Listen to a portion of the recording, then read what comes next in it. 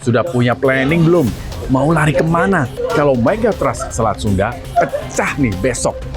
Kita punya waktu lead time 20 menit untuk evakuasi ke tempat yang lebih tinggi dari 20 meter atau lebih jauh dari 1 kilometer dari pesisir. Negara maju bukanlah negara yang bebas dari gempa, melainkan negara yang warganya tangguh menghadapi gempa.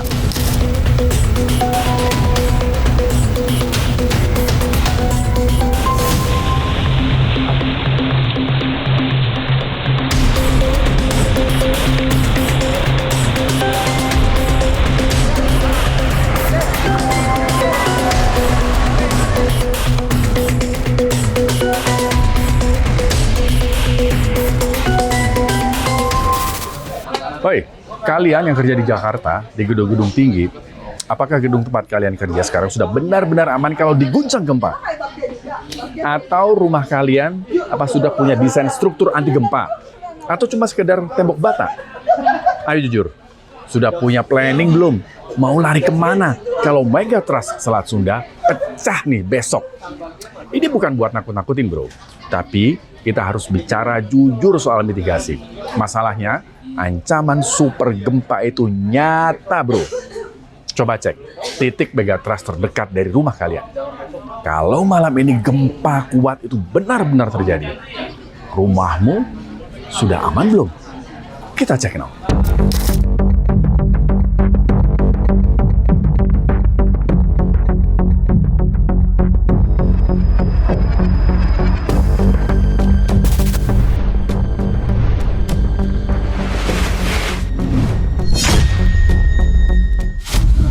Oke bro, sebelum kita mulai, gue pengen kalian lihat ini dulu.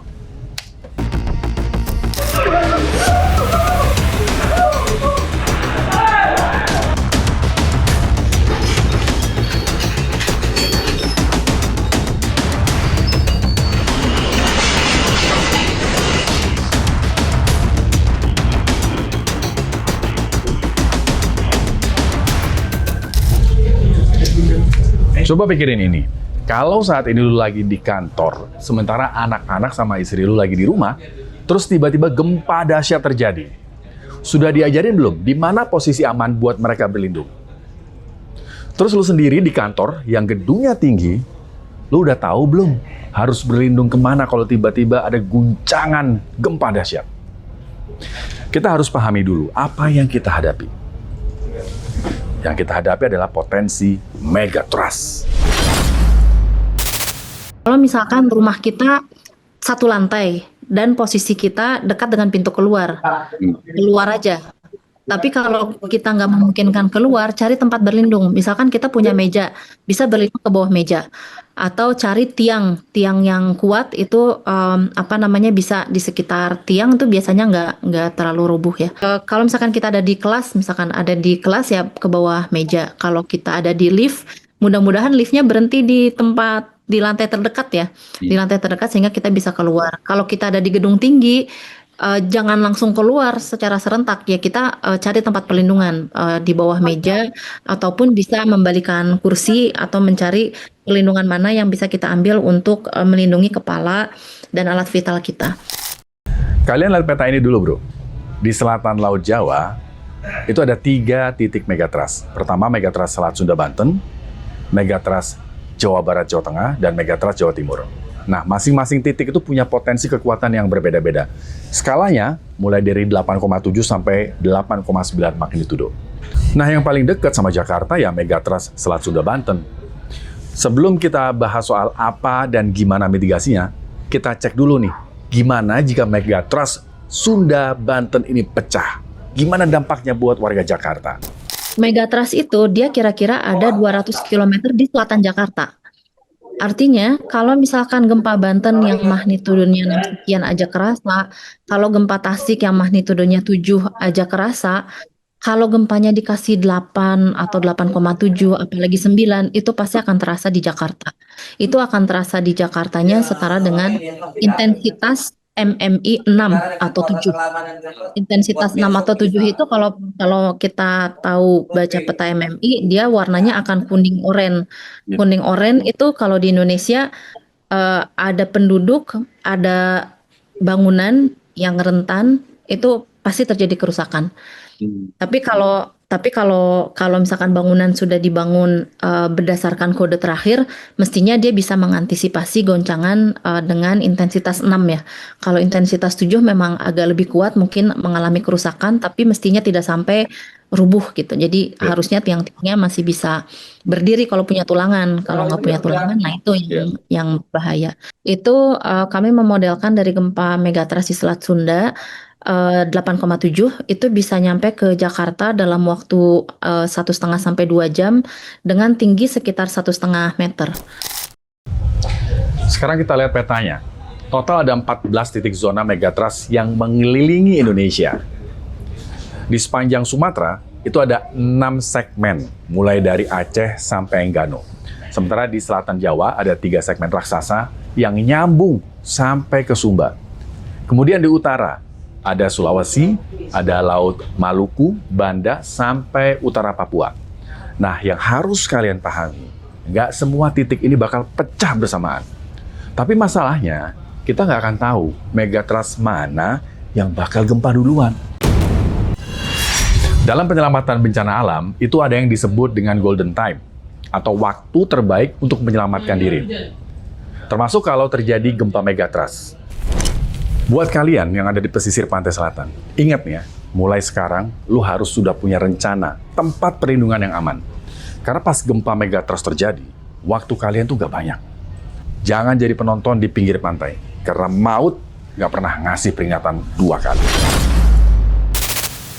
Kalau kita ada di pesisir, maka kemungkinan besar nanti akan ada tsunami. Tsunami di selatan Jawa itu kami modelkan ketinggian rata-ratanya di sekitar 20 meter, tapi cukup bervariasi ya. Jadi ada yang 8 meter, ada yang 20 meter, maksimalnya di 20 meter yang akan datang. Ini juga bervariasi dari 13 menit sampai 25 menit, tapi gampangnya itu kita ngambil 20 menit. Kita punya waktu lead time 20 menit untuk evakuasi ke tempat yang lebih tinggi dari 20 meter atau lebih jauh dari 1 kilometer dari pesisir. Data menunjukkan bahwa segmen megatrust Selat Sunda dan Mentawai Siberut saat ini dalam kondisi seismic gap. Mungkin kalian bingung apa itu seismic gap. Jadi seismic gap itu wilayah patahan aktif yang pernah menghasilkan gempa besar, tapi sekarang lagi diem dalam waktu yang lama, bahkan sampai ratusan tahun. Tapi justru di sini nih, masalah besarnya. Dia bisa diem sampai ratusan tahun, tapi bukan berarti nggak ada aktivitas. Justru di situ lagi terjadi penumpukan energi yang luar biasa besarnya. Oh, ini nih poin. Nah, yang dikhawatirkan para ahli adalah sekalinya diam ini berakhir dan terjadi gempa, energi yang dikeluarkan bakal besar banget dan bisa jadi bencana yang sangat dahsyat. Ini yang harus kita waspadai, bro. Karena kondisi ini sewaktu-waktu bisa pecah sebagai gempa dengan magnitudo besar. Yang segmen Mentawai Siberut itu dulu terjadi di abad ke-17 tahun 1797. Itu belum pecah dan energi yang terkumpul itu sudah setara dengan 8,9 megatrust di selatan Jawa ini yang memang risetnya udah cukup maju sehingga kita juga mengerti bahwa potensi gempa 8,7 dan 9 itu dia akumulasi energinya paling tidak selama 15 tahun ini sudah terus terjadi secara steady ya.